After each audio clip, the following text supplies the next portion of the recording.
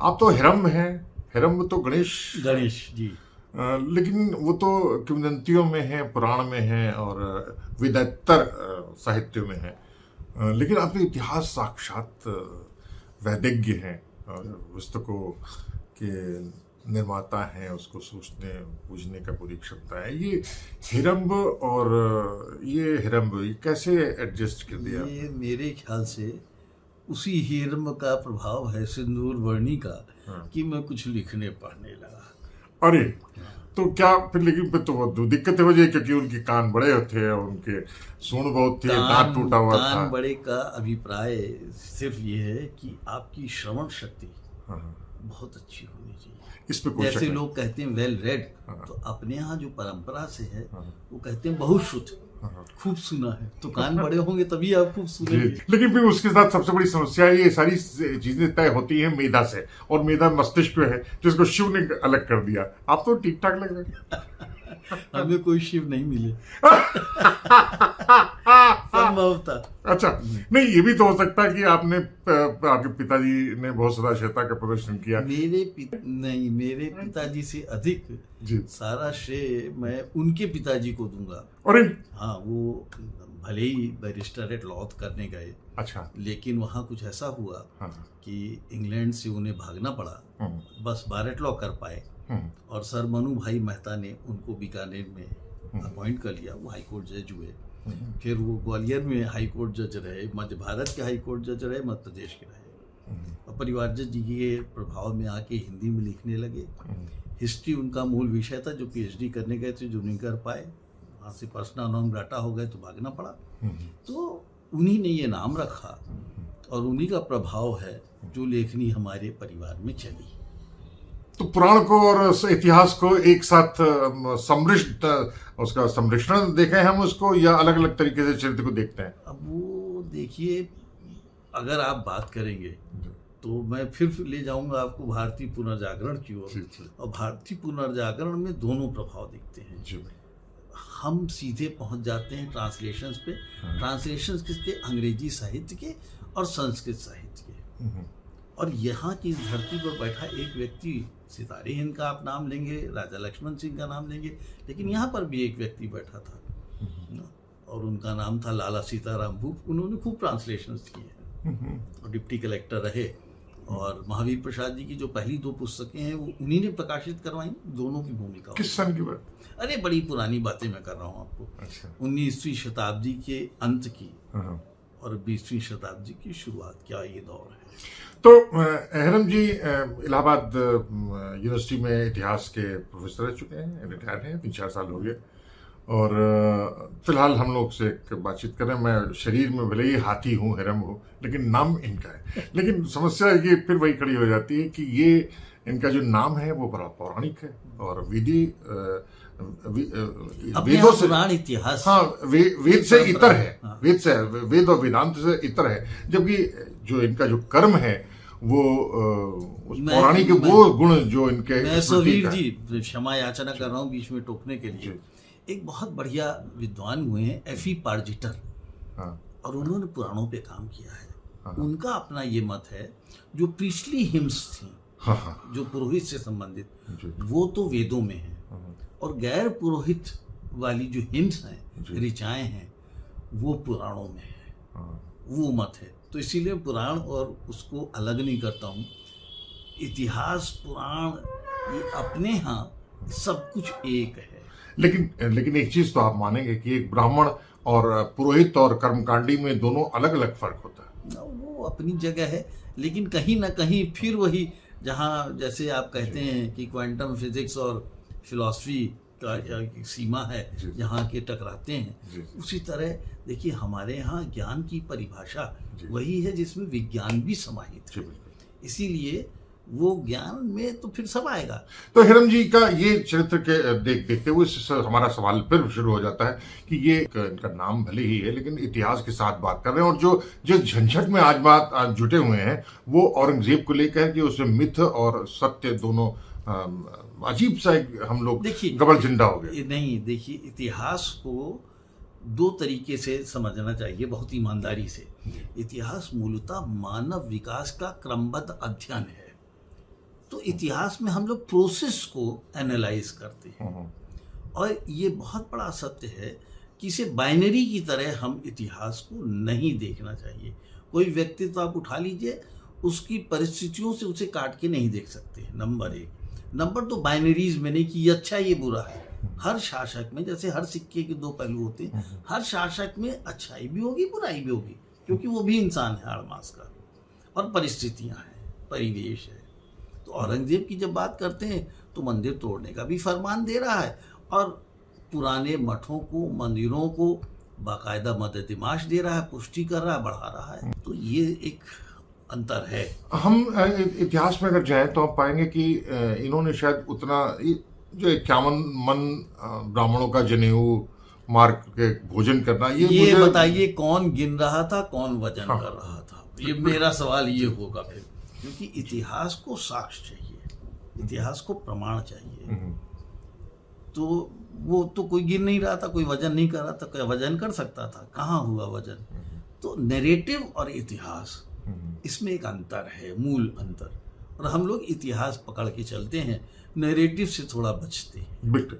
आप इतिहास के तथ्यों के साथ वर्तमान की प्रयोगशाला में भविष्य के लिए सूत्र गढ़ते हैं, बड़ी स्पष्ट सी बात है। तो मैं आपसे जानना चाहता हूँ कि औरंगजेब आपको कैसा लगता है? देखिए, औरंगजेब इसीलिए मैंने कहा, उसके अंदर दोनों विशेषताएं। आप अब कहने जैसे जनेऊ वाली बात की, वैसे ही वो मनुची लिख गया कि उसने संगीत को इतनी नीचे गाड़ दिया, संगीतकार चले गए। अरे भैया, उसने दरबार से संगीत खत्म किया, खुद सिद्ध हस्त वीणा वादक था, उसकी बिटिया वीणा वादक थी। तो अगर संगीत तो निषेध हो गया होता तो क्या वो वीणा बजा रहा होता? उसकी बेटी बजा रही होती? आप, ये इतना एक बड़ा प्रश्न है जो मैं लोगों से प्रति प्रश्न कर देता हूँ इस पे। इसीलिए इसको दूसरी तरह से हमें समझना पड़ेगा। देखिए, वो जो उसका उत्तरार्ध है वो पूरा दक्कन में बीत रहा है। हाँ, पूरा बीजापुर गोलकुंडा से लेके मराठा की लड़ाई तक वो वहीं रहा, जीवित या मुर्दा वापस उत्तर भारत आया ही नहीं। तो अब सोचिए, क्या वो झरोका दर्शन अपने महाती के हौदे बैठ के रोज देता? संभव नहीं था। संगीत सभा कहाँ आयोजित करता? ताप्ती के तट पे कि महानदी के तट पे कि कहाँ, गोदावरी के तट पे? तो ये कई ऐसे प्रश्न हैं जिनको हमको बड़े दूसरे तरीके से देखना पड़ेगा। क्या परिस्थितियां थी? अब आप अगर देखिए जाटों का, सतनामियों का विद्रोह, तो आपको साफ समझ में आता है कि पहले उसने सबको मिलाने की कोशिश की। आखिर मनसब तो शिवाजी को भी तो आमंत्रित किया। अब उनके यहाँ एक ट्रेडिशन था, एक परंपरा थी कि कार्यक्रम शुरू हो गया, वो कार्यक्रम एक लेंदी भी होता था, और उसकी जिसकी कहते हैं हम लोग डेकोरम बहुत होता था, तो जिसे आप दिखावटीपन भी कह सकते हैं। तो ये प्रदर्शन वाला कार्यक्रम बड़ा लंबा खिंचता था, और उसमें फिर बीच में हस्तक्षेप, जैसे ये बीच में आए, वो एक परेशानी का सबब बना। तो फिर आप बाद में आएंगे, अब पहले आके सुवीर जी और हम बैठ जाएं किसी कार्यक्रम में, कोई भी होगा आएगा तो क्या हम लोग अपनी कुर्सी छोड़ के उठेंगे? तो ये सोचना पड़ेगा हम लोगों को कि किन परिस्थितियों में क्या हो रहा है। तो सतनामी ले लीजिए, जाट ले लीजिए, बुंदेला ले लीजिए, मराठे लीजिए, सबसे पहले वो कॉम्प्रोमाइज़ की बात कर रहा है। देखिए, जा रहा बीजापुर गोलकुंडा, तो अब्दुल वहाब जो उसका खासम खास था, जिसने शाहजहां के खिलाफ उसको फतवाए खुरूज दिया था, उस अब्दुल वहाब के बेटे ने इनकार कर दिया कि मैं तुमको फतवा नहीं दूंगा जिहाद का, क्योंकि ये तो इस्लाम के अनुयायी, भले ही शिया हों। बीजापुर गोलकुंडा के शासक गया, उसने वो किया कि नहीं? फिर देखिए, अब उसी गहराई में जाएंगे तब फिर समझ में आता है। अगर एक छोटे से टैक्स की चर्चा कर ले जजिया की, तो जजिया प्रति व्यक्ति आय पे लगता था जी, 48, 24, 12, ये हम लोग नियम जानते हैं सब लोग, ITR, हाँ IT है ये ना।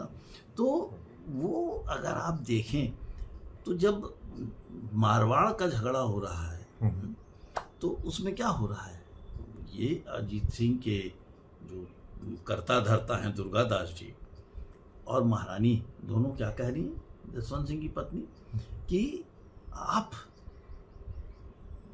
पुर बिजनौर और वो क्या है एक और एम से नाम है, इन तीनों का राजस्व हम आपको दे दे रहे हैं जजिया के रूप में। ये तो ले ही नहीं सकते थे भाई, जजिया भी कहाँ परमिटेड है। तो ये सुविधा देखता था राज्य के हित में। जो है एक बड़ा मजेदार आपको सेंटेंस सुना दूं अलाउद्दीन खलजी का। अलाउद्दीन खलजी से बयाना के गाजी मुगीजुद्दीन जो सबसे पढ़ा लिखा इंसान था उस समय, आलिम फाजिल, उससे लोगों ने जब कहा कि यार तुम सुल्तान से बात करो कि क्या कर रहे हैं, शरीयत का अनुपालन नहीं कर रहे हैं, तो जब उसने कहा, अलाउद्दीन खलजी ने जो जवाब दिया वो ये था कि मैं नहीं जानता कि मेरी राजाज्ञाएं शरअ के अनुकूल हैं अथवा प्रतिकूल, मैं वो करूँगा जो राज्य के हित में है। यही औरंगजेब का दृष्टिकोण था, यही अकबर का दृष्टिकोण। अबुल फजल अकबरनामा आप उठा के देखिए, सेकेंड वॉल्यूम, उसमें जो राजत्व का सिद्धांत दिया वो वही राजत्व का सिद्धांत। लेकिन मैं जानना चाहता हूँ आपसे हैरम जी, आप तो साक्षात गणेश हैं, बुद्धि के देवता हैं, आप ही सबसे बड़े समझदार हैं। बाकी जो पूरा देश आग लगा रहा है पूरे देश में, वो क्यों कर रहा है? देखिए ऐसा है, मैं सौबीर जी फिर इसमें तो एक ही चीज कहूंगा, कभी जब इतिहास लिखा जाएगा तो जरूर कहा जाएगा एक सेन वॉइस भी थी। Crowd is never a Sen voice. एक बहुत बढ़िया किताब की तरफ मैं इशारा कर सकता हूँ, जॉर्ज रूदे की किताब है। रूदे ने कई किताबें लिखी, रेवोल्यूशनरी यूरोप भी लिखा और 1789 के फ्रांसीसी राजक्रांति पे लिखा। उसने लिखा crowds in French revolution.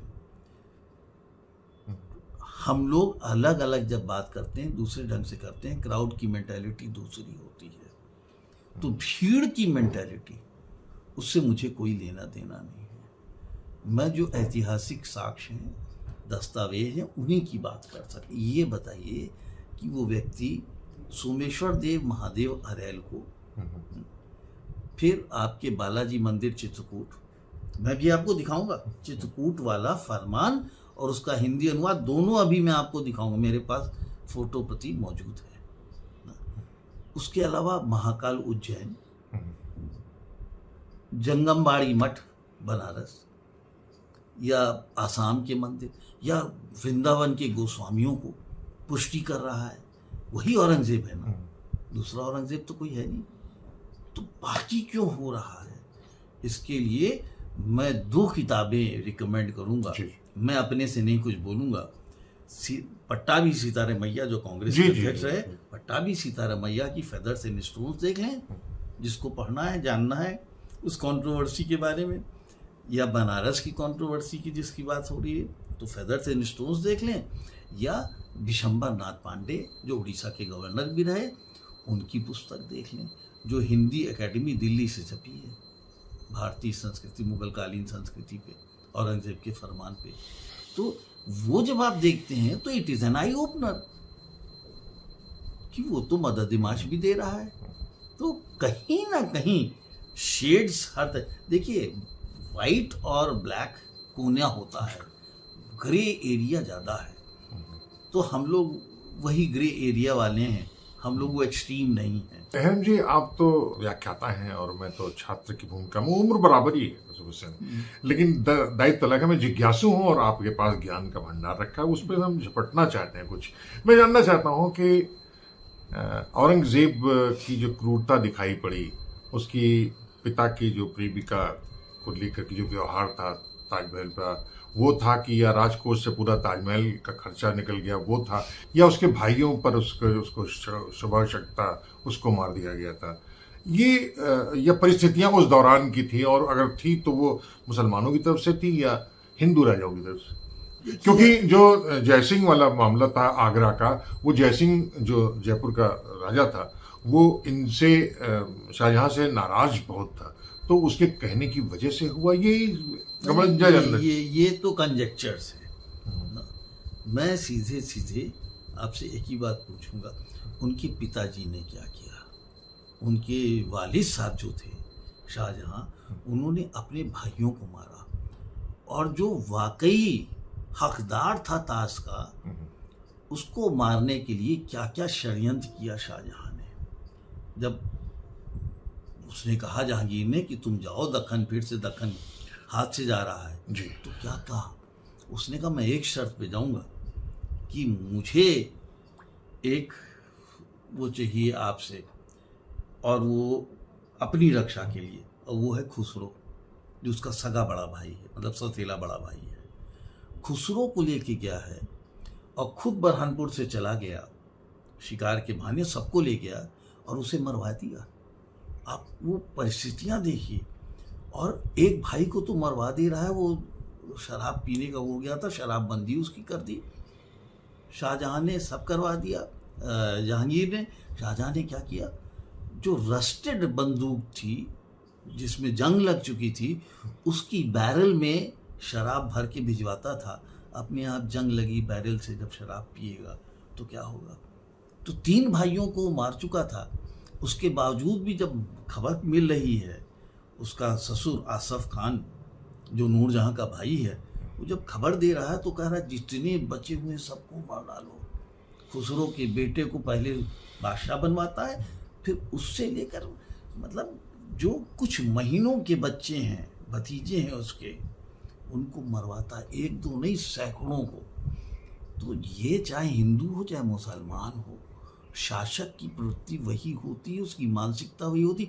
Ashok ने कितनी को किया? यही मैं जानना चाहता हूँ आपसे। अशोक ने 10 लाख से ज्यादा उन्होंने अंग क्षेत्र के लोगों को मार दिया, उड़ीसा को कर दिया। अपने भाइयों को, वो समस्या नहीं होती को। और अब तो इसीलिए मैं कह रहा हूँ, तो ये मेंटेलिटी क्या है कि हमें जो हमारा, और जबकि वो बौद्ध था और ये मुसलमान के पीछे आप लगे हुए हैं। ये देखिए बुद्ध को दरअसल आपने 24वां 28वां अपना अवतार मान लिया। अब वो अभी मोहम्मद नहीं बना है तो मोहम्मद बाकी है, ऐसी तैसी कर रहे हैं। तो ये तो दिक्कत है। मैं जानना चाहता हूँ कि एक ये जब तो जैसे देखिए, जैसे ही हिंदुत्व का वो सिद्धांत हमारे सावरकर जी ने दिया था, और देखिए ना 1909 विजयदशमी पे लंदन में मौजूद हैं गांधी भी, साउथ अफ्रीका से गए हैं। साउथ अफ्रीका में भारतीयों की समस्या को लेके गए हैं बातचीत करने, वहाँ कोई बात करने को तैयार नहीं। क्यों नहीं बात करने को तैयार है? क्योंकि मदन लाल ढींगरा मार चुके हैं वाइली कर्जन को, वो कह रहे हैं ये हत्यारे होते हैं। तो गांधी विजयदशमी पे बुला रहे हैं, सावरकर गांधी जा रहे हैं, दोनों अपने अपने स्टैंड पर कायम हैं। वो कहते हैं violence is the only medium. Gandhi कहते नहीं, साधन और साध्य दोनों नॉन वायलेंट होने चाहिए। वो राम का उदाहरण लेते हैं कि शक्ति की पूजा हुई है तब फिर राम विजयी हुए हैं। राम, वो कहते हैं मर्यादा पुरुषोत्तम राम ही भारत का आदर्श हो सकता है। आज अब सुनिए, 1909 में जब ये हो गया है विजयदशमी और वो वापस लौट रहे हैं, अंग्रेजों ने कहा हम भारतीयों की बात नहीं सुनेंगे, and there is a definite Indian school of violence. तो गांधी लौट रहे हैं पानी के जहाज से दक्षिण अफ्रीका, खुद लिख रहे हैं the sea is calm but there is a storm inside me, मेरे अंदर एक तूफान है। और तब वो हिंद स्वराज लिख रहे हैं, और भूमिका देखिए उसमें लिख रहे हैं it is in response to the Indian school of violence. Indian school of violence क्या, जो जिन्ना ने सवाल बाद में उठाए, जो आप देखिए जिन्ना और सावरकर या हिंदुत्व या हिंदू सबका एक कहाँ हो जा रहे हैं। कितनी बढ़िया किताबें लिख रहे हैं इश्तियाक साहब, जो हैं पाकिस्तानी मूल। आप पढ़िए, उसको तर्क देखिए। 1942 9 अगस्त सवेरे कांग्रेस शीर्ष नेतृत्व बंदी हो जा रहा है और रेवोल्यूशनरीज आपके सब अंडरग्राउंड हो जा रहे हैं। बच कौन रहा है? मुस्लिम लीग और हिंदू महासभा। ये फोर्सेस क्या कर रहे हैं? अंग्रेजों का खेल खेल रहे हैं। और कांग्रेसी नेता 3-3.5 साल सब बंद हैं। तब छूटते हैं, तब तक बहुत देर हो चुकी है। यहाँ पूरा माहौल बदल चुका है। अगर पार्टीशन ना होता, अगर पार्टीशन ना हुआ होता तो शायद जो आप कह रहे हैं वो तो नौबत ना आती। उस पार्टीशन ने हिंदू मुस्लिम डिवाइड को बढ़ा दिया। वो जो एक छोटा सा एक विवाद का विषय है जो 20 के दशक में उठता दिखाई दे रहा है, जिसे BN पांडे ने अपनी ब्रेकअप ऑफ ब्रिटिश रूल में बहुत अच्छा दिखाया है कि कैसे 20 का दशक कम्युनलिज्म की राइज का कारक बन रहा है। वैसे ही आप पाते हैं कि जैसे ही पार्टीशन हो जाता है और नेहरू लियाकत पैक्ट से पहले ये माना ही गया था कि मुसलमान पाकिस्तान जाएंगे। और लेकिन ये राष्ट्र का जो समस्या थी वो तो शुरुआती हिंदू महासभा और उसके बाद लीग ने शुरू किया। वही मैं कह रहा हूँ, इन दोनों ने की, लेकिन इसकी बुनियाद तो 19वीं शताब्दी की शुरुआत से पड़ी हुई है। लेकिन आग तो आपको ढाका से शुरू हुआ, जिसमें राजशाही के पूरे इलाके में वहां पर सोहरावर्दी और मुस्लिम लीग ने जिन्ना ने शुरू कर दिया हत्याकांड। उनके साथ ये बता दीजिए मुझको, जहां जहां सरकार बनी मुस्लिम लीग की, किसके कौन उसके सहभागी थे? क्या कांग्रेस साथ में थी कि हिंदू महासभा साथ में थी? ये ऐसे सवाल हैं जिनके जवाब देने पड़ेंगे। मैं ये नहीं मानने को तैयार हूं कि मुस्लिम लीग इकलौती रिप्रेजेंटेटिव थी भारतीय मुसलमानों। और बहुत बेहतरीन किताब मैं दर्शकों को बताना चाहता हूं, शमसुल इस्लाम साहब की है, मुस्लिम्स अगेंस्ट पार्टीशन। और आप जब देखेंगे तो लगातार ऐसे संगठन अधिक दिखाई देंगे। मुस्लिम लीग एक तरफ है, वो करीब 20-22 संगठन एक तरफ हैं जो पार्टीशन के खिलाफ हैं। लेकिन अंग्रेजों की चाल डिवाइड एंड रूल, आप सोचिए हम फ्रंटियर गांधी को भूल जाते हैं साहब। अरे उसने तो कहा कि हमको छोड़ दिया भूखे भेड़ियों के बीच में। कहा बाप रे बाप। तो सोचिए ना, दिल्ली एयरपोर्ट में भी उसने इंदिरा गांधी को टका हुआ जवाब दे दिया।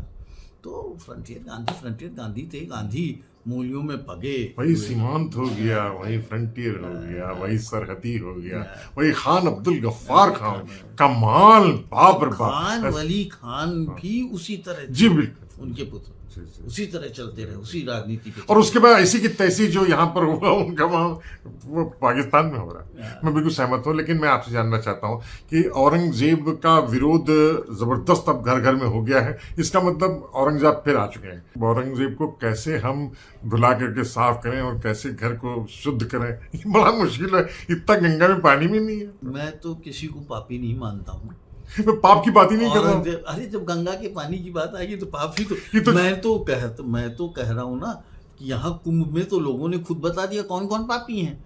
जो आए वो सब पापी थे, वो खुद स्वीकारोक्ति उनकी। तभी तो मुझे ये बता दीजिए कि आज की राजनीति में औरंगजेब ज्यादा बड़ा किरदार है या उससे ज्यादा किरदार इनके मूल्यों के हिसाब से? अब मैं तो सवीर साहब इतिहास की बात कर सकता हूँ और ये कह सकता हूँ, ये एबरेशंस जो हैं डेमोक्रेसी के, they going to strengthen democracy at the end. Hitler भी हुआ था, भूलिए मत। जूस के खिलाफ नफरत भी फैली थी, लेकिन उसका अंत क्या हुआ? बहुत जल्दी हुआ, तो बहुत जल्दी हुआ और बहुत बुरा हुआ। इतिहास बड़ा लंबा है, मानव का विकास क्रम, उसका अध्ययन जब हम करते हैं तो लाखों साल का इतिहास है। और उस लाखों साल के इतिहास में थोड़ा सा पीरियड है ना, ये मतलब अगर बिंदु बनाएंगे आप ग्राफ में तो एक बिंदी बनेगी छोटी सी। तो इसीलिए ये पीरियड निकल जाएगा। हर स्टॉर्म इसी तरह निकलता है।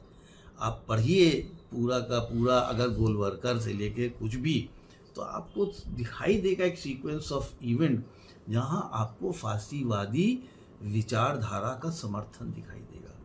और फांसीवाद बहुत चलता नहीं। तो इस समय हम लोग हैं इलाहाबाद विश्वविद्यालय के प्रोफेसर इतिहास के रहे हुए हिरम जी के सामने, और ये हिरम जी रहते हैं इलाहाबाद में। इलाहाबाद ये वही है जो भी कुछ महीने पहले यहाँ पर कुंभ हुआ है और उसमें दसियों हजार करोड़ रुपए उस तरीके से बह गया है, उतना तो पानी में नहीं गिरा था। लेकिन यहाँ पर लाशें भी बहुत बेहिसाब आई हैं, सब जवाब किसी के पास नहीं। हिसाब तो किसी पत्रकारों को हिसाब तो सरकार ने भी पैसे का भी नहीं दिया। अराजकता की पराकाष्ठा पे हो गया। ठीक वही सही जैसे औरंगजेब को लेकर जिस तरीके से हमारे घर में दंगल हो रहा है, मोहल्ले में हो रहा है, मानसिकता के विकृत की पराकाष्ठा तक पहुंच गए हैं। तो अगली बार फिर दूसरे मसले पर, किसी दूसरे स्थान पर, किसी दूसरे लोगों के साथ हम फिर हाजिर होंगे। तब तक दौलती कुमार सोहेल को इजाजत दीजिए। बहुत बहुत धन्यवाद, नमस्कार।